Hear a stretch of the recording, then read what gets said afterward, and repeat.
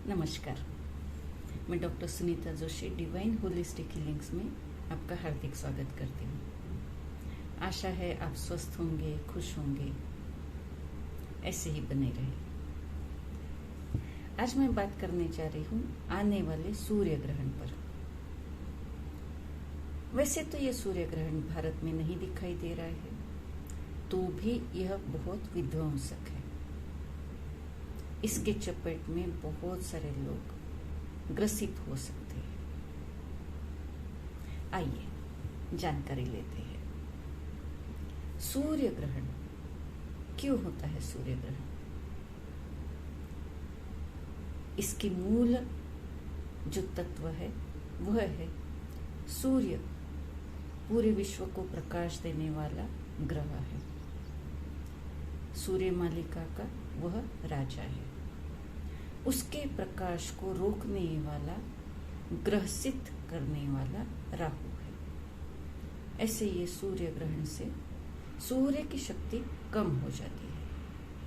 पूरे विश्व को मिलने वाला प्रकाश कुछ समय के लिए कम हो जाता है। अल्ट्रावायलेट रेज जो अपने सुरक्षित रखने की कोशिश करते हैं वह कम हो जाते हैं और उसका सृष्टि पे विपरीत असर होता है। अब देखिएगा, सूर्य और राहु की युति यह सूर्य ग्रहण योग का निर्माण करती है। जो यह विश्व को प्रकाश देने वाला सूर्य है, उसको जो राहु है, रहस्यमयी राहु है, वह ग्रहण लगा देता है। इसे कहते हैं सूर्य ग्रहण योग। इसमें यह जो युति होती है इस बार की, वह विध्वंसक मानी गई है। उसके 2-3 कारण हैं। उन कारणों पर आज चर्चा करेंगे। देखिए, क्योंकि यह जो युति होने वाली है, यह सामाजिक प्रतिष्ठा, आरोग्य, बड़े बुजुर्गों का स्वास्थ्य, मानसिक शारीरिक स्वास्थ्य, इन सब पर बुरा असर करने वाला है। इस महीने में, अप्रैल महीने में, बहुत सारे ग्रह, यानी मैं कहूंगी 9 ग्रह अपनी अपनी राशि बदल चुके हैं, बदल रहे हैं, जिसका एक क्यूमुलेटिव एक साथ आने वाला प्रभाव है। इसीलिए यह ग्रहण विध्वंसक माना गया है। इसमें 12 अप्रैल 2022 को राहु मेष राशि में प्रवेश कर चुके। 2 दिन बाद 14 अप्रैल 2022 को सूर्य भी उसी मेष राशि में प्रवेश कर चुके। सूर्य मेष राशि में प्रवेश करने से उनको उच्चिका सूर्य माना जाता है। इसलिए उनकी ऊर्जा और ज्यादा प्रकाश देने लगती है और पूरे विश्व का रक्षण करती है। अब इसमें देखिएगा, जैसे ही सूर्य और राहु मेष राशि में प्रवेश कर चुके, तभी से इस ग्रहण योग की शुरुआत हो गई। वैसे तो उनके अंश एक साथ नहीं थे, किंतु सूर्य ग्रहण योग के उस दिन से 14 अप्रैल से शुरुआत हो गई। अब यह युति, यह मेष राशि में सूर्य और राहु लगभग 30 दिनों तक रहेंगे। इसलिए उनका जो विपरीत योग है वह मेष राशि को और ज्यादा तकलीफ देगा।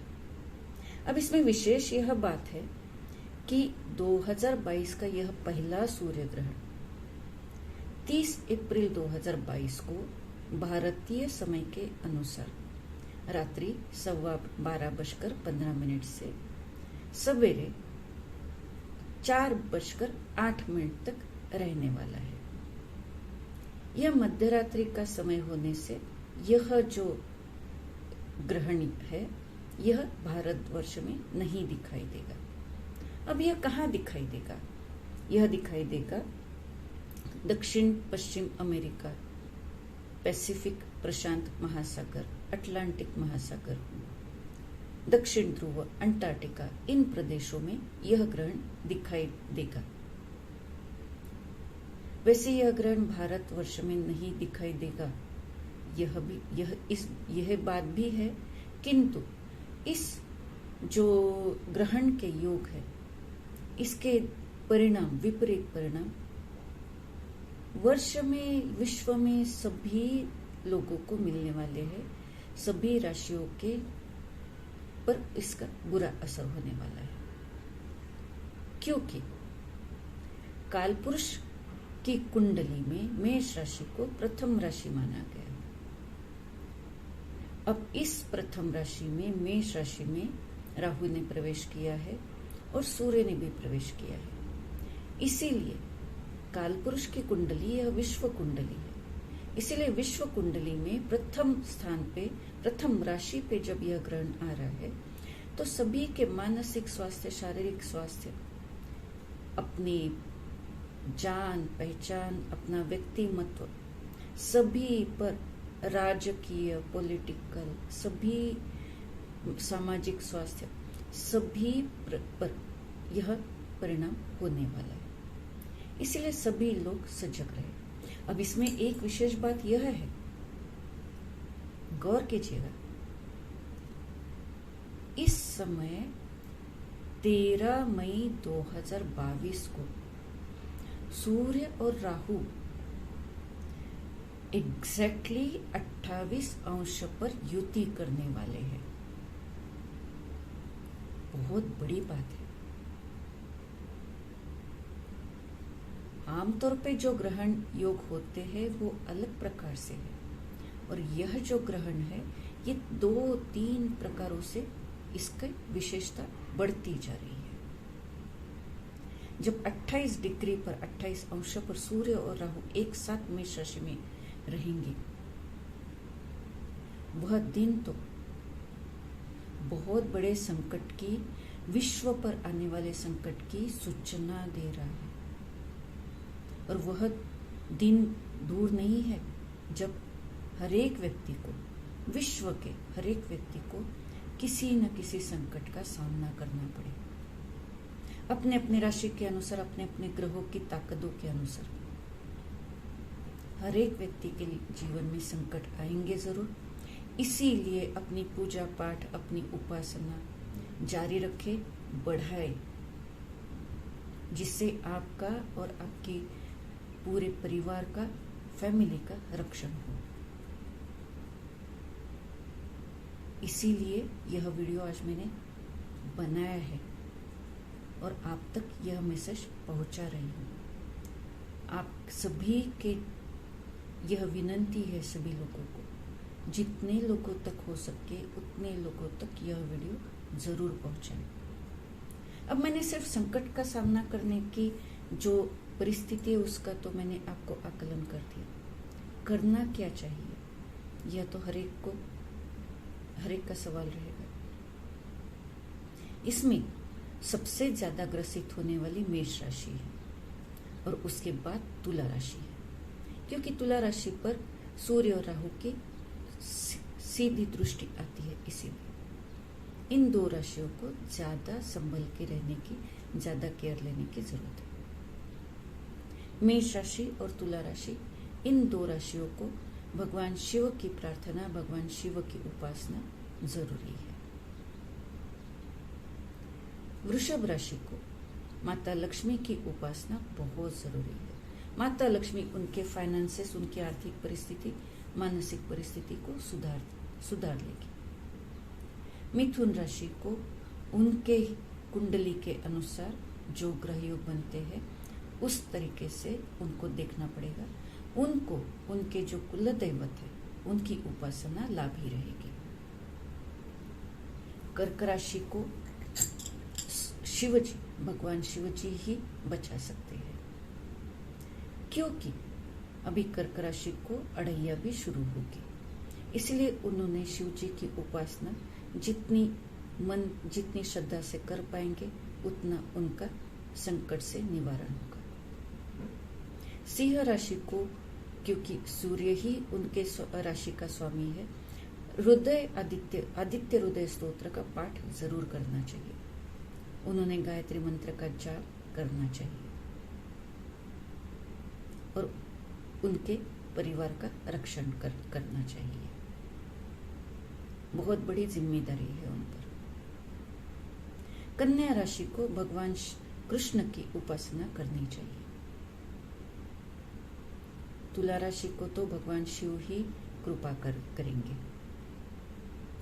एक अच्छी बात है कि उनकी अड़ैया कुछ दिनों के लिए समाप्त हो रही है, कुछ दिनों के लिए। वैसे तो उनकी अड़ैया जो खत्म होगी, समाप्त होगी, वो 17 जनवरी 2023 को। कुछ राहत का समय भी उनको मिल रहा है, खुश रहे। वृश्चिक राशि को भगवान श्री गणेश की उपासना करनी चाहिए। उनकी अड़ैया शुरू हो रही है, इसलिए उन्होंने सावधानी बरतनी है। अपने क्रोध को कंट्रोल करना है, अपने आवेश को कंट्रोल करना है।